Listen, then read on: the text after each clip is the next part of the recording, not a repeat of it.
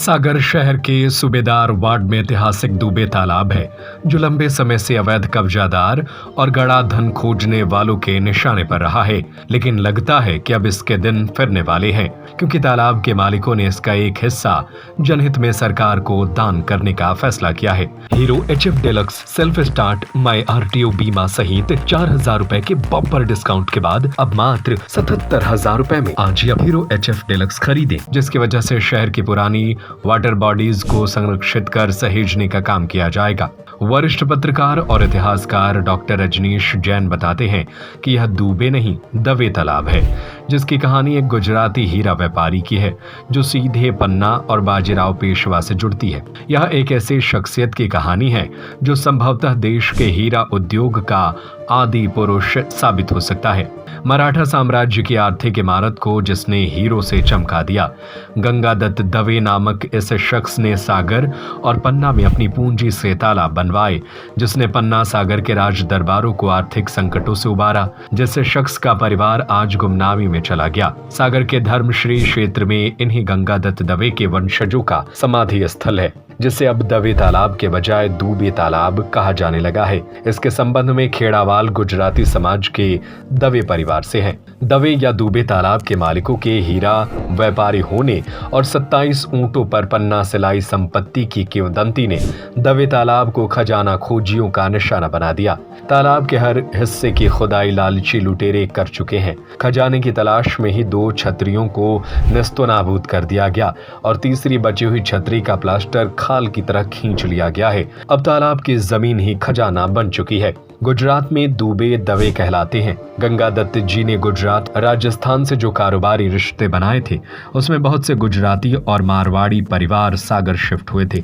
इनमें बहुत से बाज खेड़ावाल गुजराती ब्राह्मण परिवार थे, जिनका मल्ली माता मंदिर सागर के चकरा घाट इलाके में आज भी है। दवे परिवार का सागर में निवास वर्तमान पारस टॉकेज परिसर में था। सागर के निवास को इस तरह आलीशान और खुफिया तरीके से बनाया गया था कि इसके भीतर से निकली सुरंगों से घुड़सवार तक निकल सकते थे।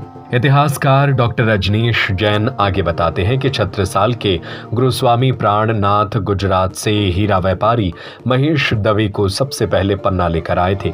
उनके निधन के बाद गंगादत्त ने कारोबार और हीरा कारोबार को संभाला था। 1764 में पन्ना में विवाद होने की वजह से सागर के राजा गोविंद पंत बुंदेले गंगादत्त को सागर लेकर आए थे। इस दवे परिवार की 3 आरंभिक पीढ़ियों की समाधियां आज सागर के धर्मश्री नामक इलाके में स्थित दवे तालाब परिसर में छतरियों के रूप में बनवाई गई थी, जिन पर अभिलेख पट विद्यमान थे। तब दुबे तालाब का रकबा विशालकाय था। पासी वेदांती मंदिर में विसाजी चांदोरकर के वंशजों का स्थान था। सारा इलाका खूबसूरत बाग बगीचों से गुलजार था। देखिए, वो मूलतः दवे तालाब है, दुबे तालाब नहीं है वो ना। और यदि आप दवे जो खेड़ावाल बाज खेड़ावाल गुजराती ब्राह्मण समाज है, उसके वंशज हैं, और वो कोई उनमें दुबे भी लिखता है, लेकिन यहाँ सागर में कोई दुबे नहीं लिखता, सब दबे लिखते हैं। तो उन लोगों का वो है। और उसकी इतिहास के दस्तावेजों में जाएं तो पता ये लगता है कि छत्रसाल के समय महर्षि जो संत प्राणनाथ जी थे, पन्ना में जिनका मंदिर है, वो उनको लाए थे। एक हीरा व्यापारी थे खेड़ावाल समाज के, खेड़ा गुजरात से, और उनका नाम था माहेश्वर दवे,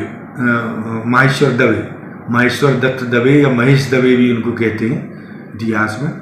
तो हीरा कारोबार उनका, पन्ना की खदानों का उनने संभाला पूरा, और उनकी वंशावली बनी, उनके बेटे गंगाधर वगैरह हुए, और तब से जो है लंबी वंश परंपरा उनकी है।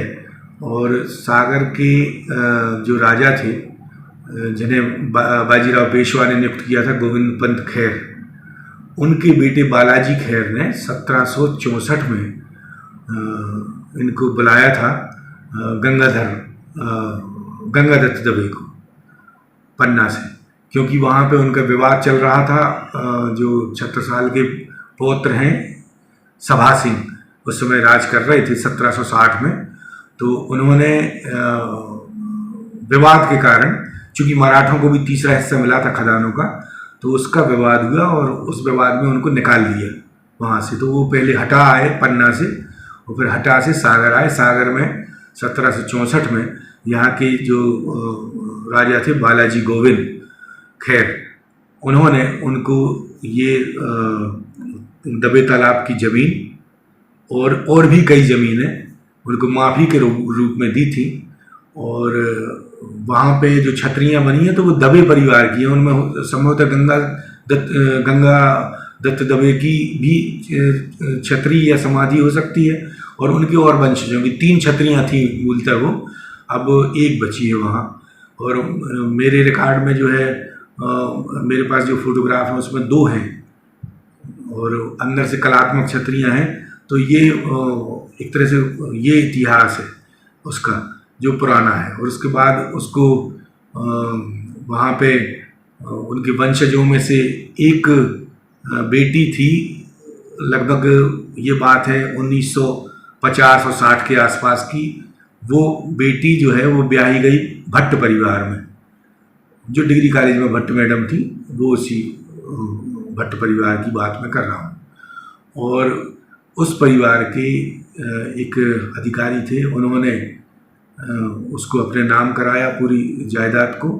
और फिर जैसा कि पता लगता है महेश कन्हैया जी जो पूर्व पत्रकार भी हैं, उनके कारिंदा उनमें से बन गए थे भट्ट परिवार के। उन्होंने फिर विधायक जी को वो ज़मीन सेल की थी। विधायक जी ने किन्हीं और लोगों को जो प्रॉपर्टी का काम करने वालों को सेल की थी, उसमें से कुछ प्लाट्स बन गए। और तब भी जो है विधायक जी के मन में ये चिंता रही, शैलेंद्र जी के मन में, कि ये बहुत सुंदर स्थान है, वाटर बॉडीज है, इसको नष्ट नहीं होना चाहिए। तो वो तब से वो मेरे संपर्क में भी थे, उन्होंने मुझसे भी इतिहास पता करने को बोला था। और अब वो सुखद एक स्थिति ये निर्मित हुई है कि जो शेष बचा हुआ है 1 एकड़ के लगभग का तालाब और 1 छतरी जो है उसमें, तो वो शायद अब जिनके नाम है वो दान दे रहे हैं प्रशासन को और शासन को, और शासन उसमें अपना पैसा लगा के उसको सुंदर वाटर बॉडीज के रूप में डेवलप करेगा। और जल संरचना एक पार्क और समझिए छोटा सा तालाब, फाउंटेन वाउंटेन लग के वो बनेगा वहाँ। और ये अगर मूर्त रूप होता है तो बहुत अच्छी बात है। वहाँ अभिलेख भी लगे थे जिनमें समाधि जिनकी है उनके उल्लेख भी थे, लेकिन अब वो अप्राप्त हैं। लगभग 2 दशक पहले उन अभिलेखों को वहाँ से हटा दिया गया। तो ये इतिहास है दबे तालाब का। यह जब जीर्ण शीर्ण हो गई, कहा जाता कि लोग खजानों की तलाश में इसको मतलब तोड़ फोड़ की, तो ये कितना सही? ये पूरी स्थितियाँ देखिए, जो दबे परिवार है, गंगा दत्त महेश दत्त दबे का पूरी वंश परंपरा जो हीरा कारोबारी रही है। और वर्तमान में जो पारस टाकीज तक कोतवाली के सामने से लगा के पारस टाकीज तक की जो ज़मीनें हैं वो उन्हीं की थी। और हीरे का कारोबार जो है सागर से लेके मराठा सल्तनत जितनी थी तो पूरे देश में उनका हीरा का कारोबार चलता था। और ये किंवदंती रही। और जैसे कि पारस टाकीज के विषय में भी कहा जाता है कि वहाँ हीरे निकले थे, है ना। तो इस किंवदंती के अनुसार जो है लोगों को पता था, बहुत सारे लोगों को पता है ये कि दबे परिवार की ये संपत्ति है। तो उन्होंने वहाँ छतरियों में खोजा कि शायद हीरे वगैरह यहाँ भी मिले, उनके साथ दफन किए गए हों या उनकी अंत्येष्टि में लगाए गए हों। तो लेकिन वो ऐसी बातें नहीं रहती हैं। स्मृति स्मारक जो रहते हैं वो हिंदुओं में, खासतौर पे ब्राह्मणों में, वो तो राख पे जो है उनको जिनको फूल कहते हैं उन पे बनता है अस्थि कलश पे। तो उसमें ऐसी कोई चीज़ नहीं मिलना थी। लेकिन सारे मॉन्यूमेंट्स की यही स्थिति है पूरे बुंदेलखंड की और देश की, कि खजानों की खोज में लोग उनको खुर्द बुर्द करते हैं, नष्ट करते हैं, और महत्वपूर्ण अभिलेख और संसाधन नष्ट हो जाते हैं जिनसे इतिहास का पता लगना था। तो ये है। Hero HF deluxe self start my RTO बीमा सहित 4,000 रुपए के बम्पर डिस्काउंट के बाद अब मात्र 77,000 रुपए में। आज ही अब हीरो HF डेलक्स खरीदें।